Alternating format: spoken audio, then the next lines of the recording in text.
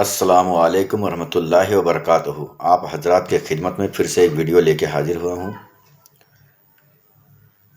امید ہے کہ آپ حضرات اس پہ ضرور غور کریں گے۔ یہ ویڈیو رسول صلی اللہ علیہ وسلم کے حدیث پہ ہے۔ حضور صلی اللہ علیہ وسلم ایک مرتبہ کعبہ شریف میں کچھ ہدایت فرما رہے تھے اپنے صحابوں کے ساتھ۔ اس درمیان ایک صحابہ آئے۔ حضور صلی اللہ علیہ وسلم نے ان سے کہا 4 رکعت نماز ادا کرو،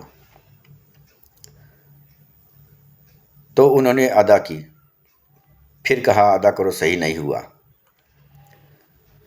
تو ایسے 3 مرتبہ انہوں نے کہا ان سے۔ پھر بعد میں انہوں نے بلایا، انہیں سمجھایا کہ فلاں فلاں اس طریقے سے آپ اس کو نماز ادا کیجئے۔ پھر ان صحابہ نے جواب دیا، یا رسول اللہ صلی اللہ علیہ وسلم، میں صرف وہی کرنا پسند کرتا ہوں جو اللہ نے آپ کے ذریعے سے ہم تک پہنچائی اور حکم دیا۔ میں نہ اس سے کم عبادت کرنا چاہوں گا اور نہ اس سے نہ اس سے زیادہ عبادت کرنا پسند کرتا ہوں۔ تو حضور نے پوچھا کیا ہے وہ؟ تو بولے آپ نے جو معراج کے وقت جو آپ نے نمازیں لائی تھی اور جو ہدایتیں لائی ہیں، میں اس کو قبول کرتا ہوں۔ جو فرض ہے، اللہ نے جو فرض مقرر کیا ہمارے اوپر، میں صرف اس پہ ہی قائم رہوں گا، نہ اس سے کم نہ اس سے زیادہ۔ اس بات پہ عمر بن خطاب رضی اللہ تعالیٰ عنہ وہیں بیٹھے ہوئے تھے۔ وہ ان صحابہ کو مارنے کے لیے اٹھے تو حضور صلی اللہ علیہ وسلم نے فرمایا، عمر ٹھہرو، اس کو میرے پاس لاؤ۔ تو جب ان کو لایا گیا حضور کے پاس، تو حضور صلی اللہ علیہ وسلم نے بڑے مسکراہٹ سے ان سے سوال کیا۔ پھر اس کے بعد سارے صحاباؤں سے کہا کہ اگر آپ کو جنتی والے کو دیکھنا ہے تو اسے دیکھ لو۔ مطلب حضور صلی اللہ علیہ وسلم نے یہی ان کو جنتی کا بشارت کر دی تھی۔ تو اس صحابہ کے جب جانے کے بعد تو کچھ صحابہ نے پوچھا، یا رسول اللہ صلی اللہ علیہ وسلم، یہ تو نہ سنت پڑھنے کا کہہ رہا ہے، نہ نفل پڑھنے کو کہہ رہا ہے، اور نہ جو آپ کی سنت ہے اسے مان رہا ہے، پھر ایسا کیوں؟ تو رسول صلی اللہ علیہ وسلم نے ارشاد فرمایا کہ اس نے وہ دلیل دے دی ہے، وہ گواہی دے دی ہے اس نے کہ سبحانہ و تعالیٰ نے جو حکم دیا ہے، نہ اس سے آگے بڑھے گا نہ اس سے پیچھے ہٹے گا۔ تو اس سے یہ مطلب ہوا کہ یہ کبھی کوئی گناہ کرے گا ہی نہیں، اور نہ ہی کوئی دین میں نیا ایجاد کرے گا، تو یہ بے شک جنت کا حقدار ہے۔ تو صحابہ نے پوچھا، یا رسول اللہ صلی اللہ علیہ وسلم، جو ہم کرتے ہیں اس کا کیا؟ تو انہوں نے فرمایا، یہ آپ کی یہ سنت ہے، یہ سنت اس طرح ہے کہ قرب قیامت کے دن جب سبحانہ و تعالیٰ جلال میں ہوں گے اور آپ کی کوئی کمیاں کہیں پکڑی جائے گی، تو یہ جو عبادت ہے آپ کی، جہاں آپ کی نیکیاں کم پڑے گی، اس جگہ کو اس کو بھرا جائے گا۔ اس کے ذریعے سے اس سنت اور نفل اس کو استعمال کرتے ہوئے اس کو پورا کیا جائے گا۔ تو کچھ صحابہ نے پوچھا، یا رسول اللہ صلی اللہ علیہ وسلم، صحیح عبادت گزار انسان کون؟ تو انہوں نے فرمایا،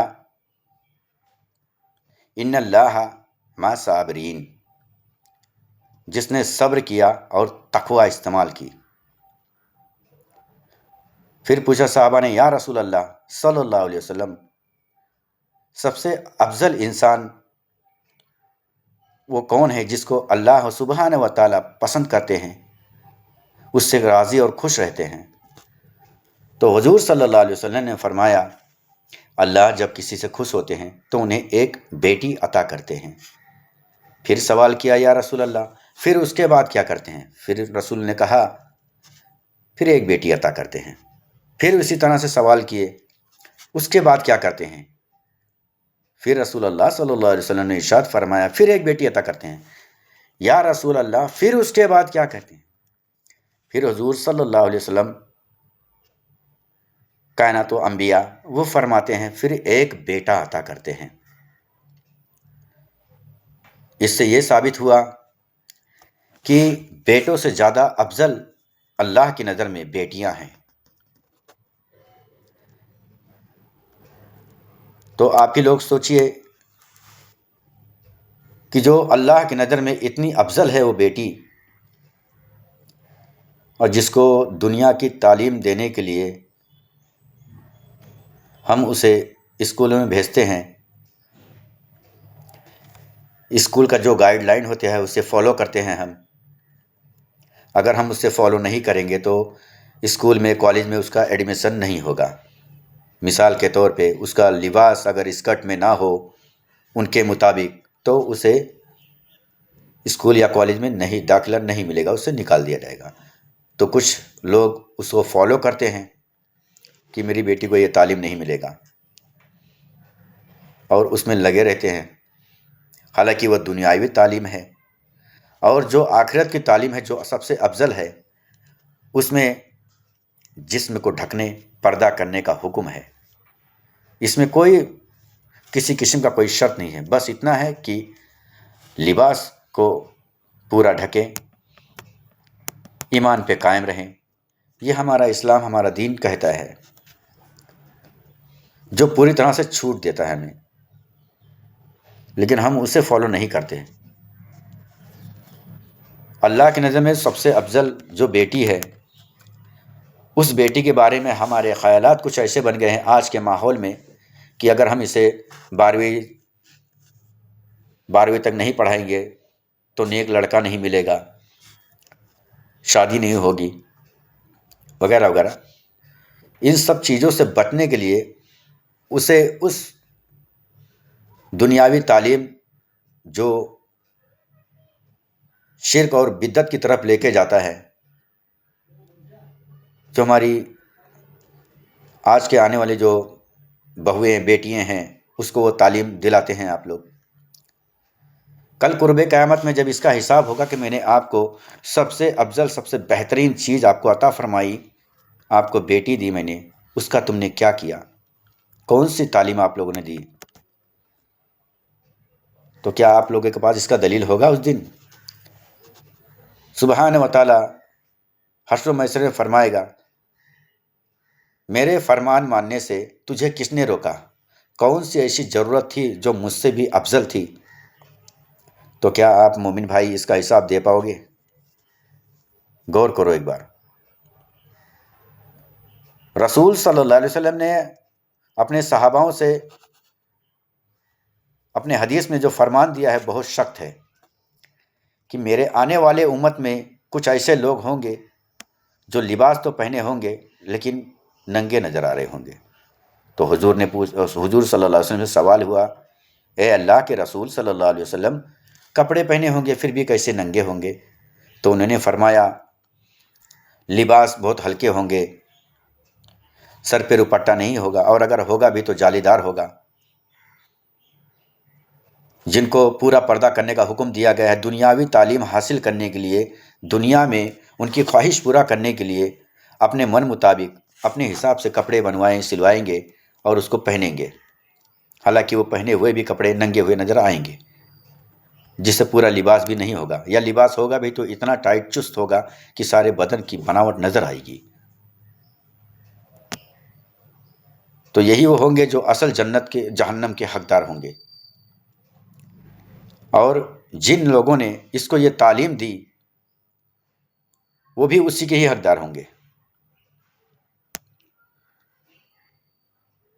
تو میرے بھائی، جن بھائیوں اور بزرگوں تک میری یہ ویڈیو پہنچ رہی ہے، خدا کے لیے اس پہ عمل کیجئے آپ لوگ۔ حضور صلی اللہ علیہ وسلم نے ایسا کوئی بات نہیں بتائی، ایسا کوئی بات نہیں چھپائی جو آپ کو علم نہ ہو اس کی۔ ہر چیز قرآن اور حدیث سے صحابہ کے ذریعے، مولانا کے ذریعے، مفتیوں کے ذریعے آپ تک پہنچائی، لیکن پھر بھی آپ اپنے کچھ کامیابی یا کچھ ڈر کے وجہ سے دنیا کی تعلیم اور دنیا کے نقشے میں اپنے آپ کو پھنسائے بیٹھے ہیں۔ اس سے آپ باہر نکلیے۔ ہر انسان پہ یہ واجب ہے کہ اپنے اسلام کو سمجھے اور اس کو جانے۔ اگر علم نہیں ہے تو اپنے مولانا سے دریافت کریں، اس سے معلومات کریں، اور اگر مولانا یہ سب بات صحیح سے نہیں بتاتے ہیں تو ہر کسی نہ کسی دکان پہ قرآن اور حدیث مل ہی جاتی ہے، اس میں ترجمے کے ساتھ تفصیل کے ساتھ پورا بیان ہے۔ ہر انسان کے اوپر فرض ہے کہ وہ قرآن پڑھے، نماز پڑھے اور اس کی اہمیت کو سمجھے۔ زندگی کا کوئی بھروسہ نہیں کہ کب کس کی روح کس وقت قبض ہو جائے۔ انسان سوچتا ہے میں کل سے سوچوں گا، کل سے اس کے بارے میں غور کروں گا۔ یہ سوچ رکھنے والے اس قبر میں جا کے دیکھیں کہ کتنے لوگ وہاں دفن ہوں گے، جن کی یہ خواہش ہوگی کہ کل شاید انشاءاللہ کل فجر کی نماز میں ادا کروں گا، لیکن انہیں وہ مہلت نہیں ملی۔ قرآن پاک میں اللہ سبحانہ تعالیٰ یوں ہی نہیں فرمائے ان اللہ مع صابرین، صبر کرو، صبر کے ساتھ کام لو۔ حضور صلی اللہ علیہ وسلم نے یہی بشارت دے دی ہے کہ میں اس کی بشارت کروں گا۔ اصل امت وہ ہوگی جس نے اپنے زبان پہ قابو کیا، اپنی نگاہوں کو قابو میں رکھا اور تقوی اختیار کیا۔ اس کی بشارت میں دیتا ہوں، حشر و محشر کے دن اس پہ میری شفا واجب ہو جائے گی۔ اب اس سے بڑا دلیل ہمارے نبی صلی اللہ علیہ وسلم اور کیا دیں؟ لیکن کیا آپ لوگ اپنے اندر ایمان کو پرکھیں اور اپنے اندر ایک بار جھانکیں، غور کریں، کیا ہم اس نبی کریم صلی اللہ علیہ وسلم کے بتائے ہوئے احادیث کے مطابق کیا ہم عمل کرتے ہیں؟ کیا ہم اپنے پڑوسی کا حال چال پوچھتے ہیں؟ اور اگر ہمارا پڑوسی دکھ میں ہے یا پریشانی میں ہے تو کیا ہم اس کا مسئلہ حل کرتے ہیں؟ قیامت میں یہ بھی سوال ہوگا کہ تو اپنے پڑوسی کے لیے کچھ کر سکتا تھا لیکن تو نے وہ نہیں کیا۔ تو چاہتا تو اس کی مدد کر سکتا تھا، تجھے اتنی قوت میں نے دے رکھی تھی لیکن تو نے نہیں کیا، تو اب مجھ سے کسی بھلائی کا امید مت رکھنا۔ کتنا بھی کوئی نماز پڑھ لے، روزہ رکھ لے، حج و زکوٰۃ عمرہ کر لے، صدقہ کر لے، لیکن اگر اس کے خاندان میں کوئی رو رہا ہے، کسی تکلیف میں ہے، اور اس تکلیف کا مسئلہ آپ کے پاس ہے، اس پریشانی کا جو کفارہ ادا ہو سکتا ہے، اس کا تمہارے پاس وہ حیثیت ہے اور آپ نے نہیں کی، قرب قیامت کے دن سبحانہ و تعالیٰ قرآن پاک میں فرماتے ہیں اس کی نیکی اس کے منہ پہ پھینک کے ماروں گا۔ تو بتائیے میرے بھائی، کیا آپ لوگ پوری طرح سے ایمان پہ قائم ہیں؟ ایمان ہے کیا؟ ایمان وہ ہے کہ اپنے نظروں کو بچائے اور دوسروں کی طرف گندی نظر اٹھنے والی اس نگاہوں سے بھی اس کی حفاظت کرے۔ اب سوچو، جب پڑوسی کے بارے میں یہ خیال ہے، یہ فرمان ہے رسول کا اور اللہ کا، تو ہمارے اپنی بیٹیوں کے بارے میں، اپنی ماں کے بارے میں کیسا ہونا چاہیے؟ امید ہے میرے بھائی آپ لوگ کو یہ حدیث پسند آئی ہوگی اور انشاءاللہ سبحانہ و تعالیٰ آپ لوگ اس پہ عمل بھی کریں گے۔ اگر کسی ایک نے بھی عمل کر لیا تو کل قرب قیامت کے دن سبحانہ و تعالیٰ مجھے اچھے اس سے نوازے گا، اور جو علم اللہ نے مجھے عطا فرمائی ہے، یہ علم اگر اس علم کے ذریعے اگر میں کسی کو صحیح راہ نہ دکھا پایا یا کسی کو نہ بتائی تو کل مجھ سے بھی سوال ہوگا کہ تیرے پاس علم تھا اور تو نے علم کو چھپایا کیوں؟ تو میں نے میرا حق ادا کر دیا میرے بھائی، میرے پاس جو علم تھا میں نے وہ آپ لوگوں کے سامنے رکھ دی۔ اب اللہ سے یہی التجا ہے، یہی دعا ہے کہ اللہ سبحانہ و تعالیٰ آپ کے ایمان مضبوط کرے، آپ کے دل و دماغ کو تازہ و تمرد کرے، اور اللہ سبحانہ و تعالیٰ آپ کے دل و دماغ میں نماز کی اہمیت اور قوت عطا فرمائے اور آپ لوگ صحیح ایمان کی طرف چلیں۔ ٹوٹے پھوٹے لفظ میں کوئی اگر مجھ سے بھول غلطی ہوئی تو یا اللہ ہمیں معاف فرمائے، اور آپ حضرات سے بھی یہ درخواست کرتا ہوں کہ اگر مجھ سے کوئی غلطی ہوئی ہے اور آپ کے نظر میں ایسا کچھ بات ہو جو میں نے غلط کہا تو میں آپ لوگوں سے معافی چاہتا ہوں۔ اللہ آپ کو سلامت رکھیں۔ السلام علیکم ورحمۃ اللہ وبرکاتہ۔